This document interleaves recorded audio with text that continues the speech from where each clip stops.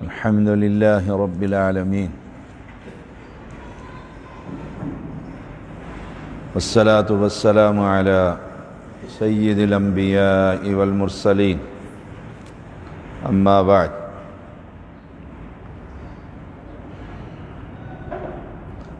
تنہائی کی عبادت لیکچر نمبر 89 سیدنا ابو ہریرہ رضی اللہ تعالی عنہ بیان کرتے ہیں، نبی اکرم صلی اللہ علیہ وسلم نے فرمایا، سبعۃ یظلہم اللہ فی ظلہ یوم لا ظل الا ظلہ، 7 قسم کے لوگوں کو اللہ تعالیٰ اپنے عرش کے سائے میں جگہ عطا فرمائے گا۔ اللہ کریم ہم سب کو عطا فرما۔ جس روز اس کے سائے کے علاوہ یعنی عرش کے سائے کے علاوہ اور کوئی سایہ نہ ہوگا، حشر کا میدان ہے۔ نمبر 1 الامام العادل، انصاف کرنے والا حکمران، امام العادل۔ اللہ نے حکومت دی اور وہ انصاف کرتا، رعایا کا خیال رکھتا ہے۔ امام العادل جیسے عمر رضی اللہ تعالی عنہ، عمر بن عبدالعزیز رحمہ اللہ۔ نمبر 2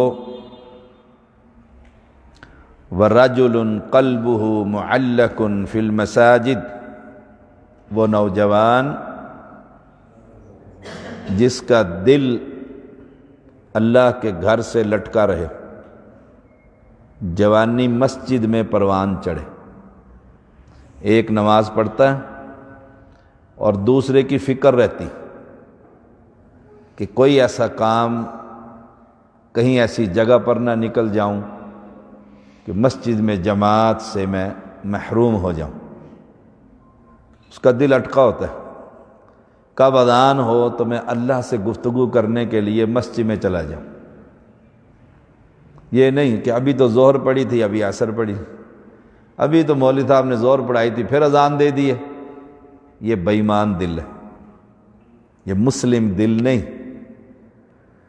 سردیوں میں جمعہ پڑھ کے جاتے ہیں تو ساتھ ہی عصر ہو جاتی ہے، پہنچتے ہیں تو شاید تھوڑا سا ہی کچھ تناول کرتے ہیں تو عصر ہو جاتی ہے۔ ابھی تو جمعہ پڑھ کر گئے تھے، ابھی پھر عصر ہو گئی۔ اللہ کا شکر ادا کریں، دنیا میں عصر مل گئی، عصر مل گئی، خوشی کا اظہار کریں، اللہ نے پھر بلا لیا ہے اور مجھے توفیق دے دی ہے، میں مسجد میں چلا گیا۔ یہ ہے وہ رجل قلبہ معلق فی المساجد، جس کا دل مسجد سے لٹکا ہوا ہے۔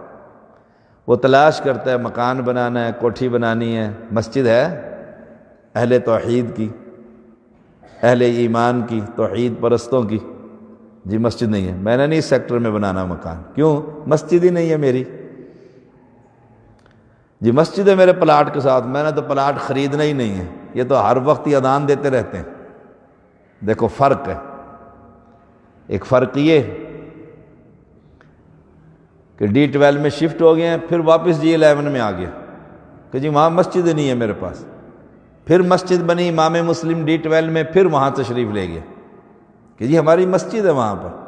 میں نے اپنے بچوں کو مسلمان بنانا ہے، اپنے ساتھ مسجد میں لے کر جانا ہے۔ مسجد کے ساتھ اس کا دل لٹکا ہوتا ہے، مسجد کے معاملات، صفائی ستھرائی، اس کی دیکھ بھال، اس کی ضروریات۔ وہ نوجوان کل قیامت کے دن وہ اللہ کے عرش کے سائے کے نیچے کھڑا ہوگا۔ کمال دیکھیے، فضیلت دیکھیے۔ وَرَجُلَانِ تَحَابَّا فِي اللَّهِ اجْتَمَعَا عَلَيْهِ وَتَفَرَّقَا عَلَيْهِ، 2 آدمی آپس میں محبت کرتے ہیں اللہ کے لیے، علیحدگی ہوتی ہے تو اللہ کے لیے، دوستی اور دشمنی اللہ کے لیے۔ وہ دو نوجوان، کوئی نسل، کوئی برادری، کوئی کاروبار، کوئی شے نہیں، محبت کیوں کرتا ہے؟ وہ صحیح العقیدہ مسلم، میں اس لیے اس سے محبت کرتا ہوں اور ملاقات بھی کرتا ہوں۔ جیسے رسول اللہ صلی اللہ علیہ وسلم نے فرمایا، ایک آدمی دور دراز اپنے دوسرے مسلم بھائی سے ملنے کے لیے گیا، راستے میں اسے جنگل میں ایک نوجوان ملا، کدھر جا رہے ہو؟ کہا میں فلاں شخص سے ملنے جا رہا ہوں۔ کیوں جا رہے ہو؟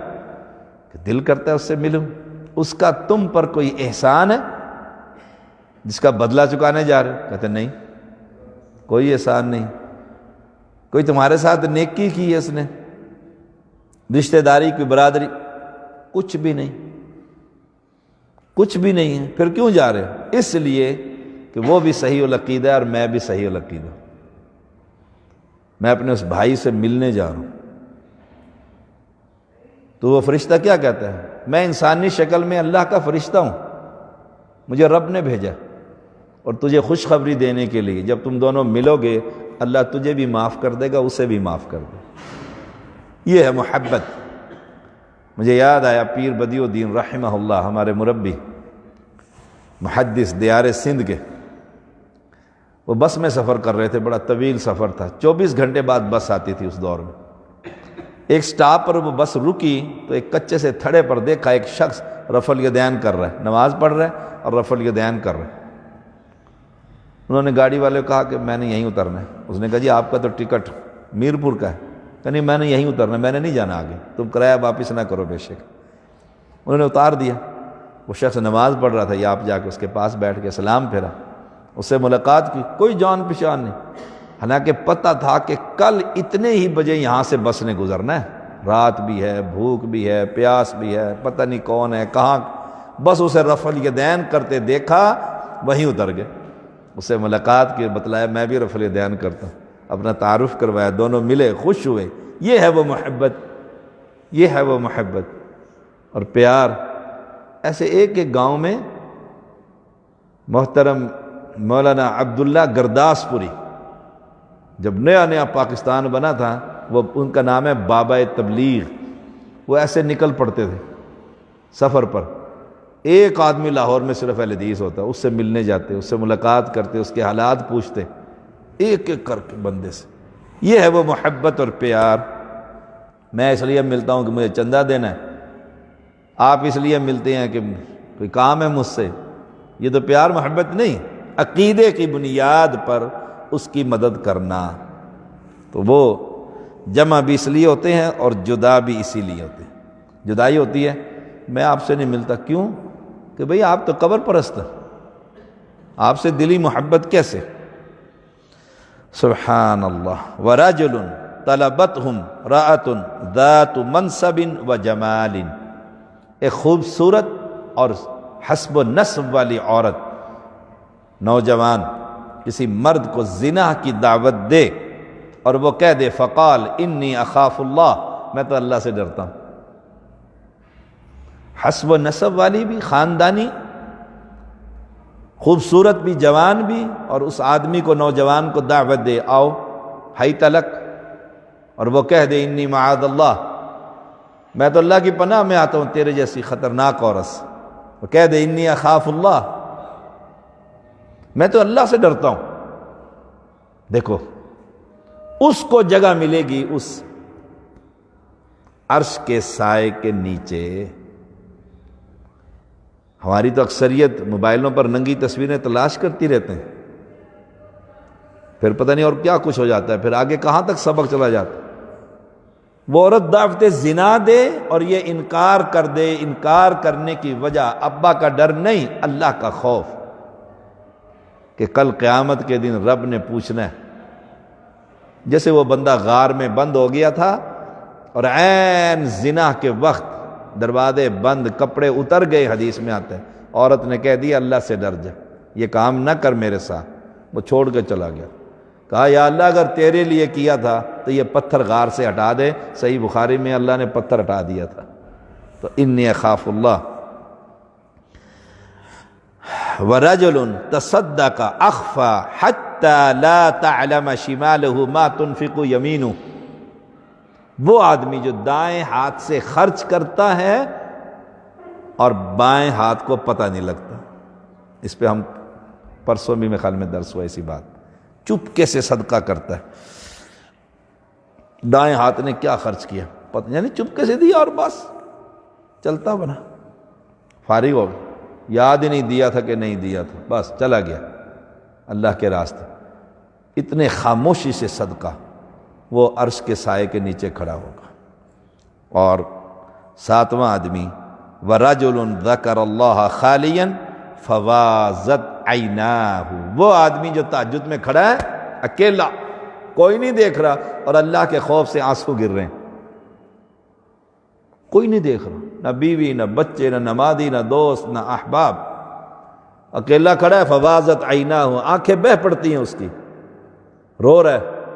وہ اپنی زندگی جوانی کے پرانے فائلیں نکال نکال کر دیکھ رہا ہے کہ اوہ اتنا زنا, اتنا گناہ, اتنی چوریاں, اتنے ڈاکے, اتنے فراڈ, اتنے دھوکے. اب اللہ کے سامنے رونے لگ گئے. رسول اللہ صلی اللہ علیہ وسلم نے کیا فرمایا, یہ